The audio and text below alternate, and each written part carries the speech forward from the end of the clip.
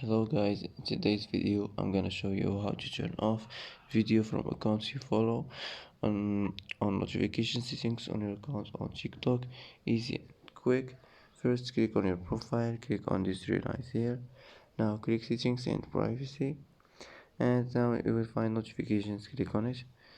Here you will find videos from accounts you follow.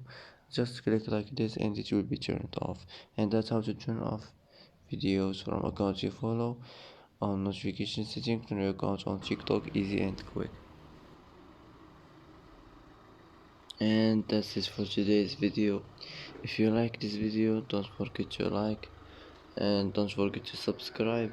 And I hope this video is helpful for you. And thanks for watching till the end, and see you in the next video.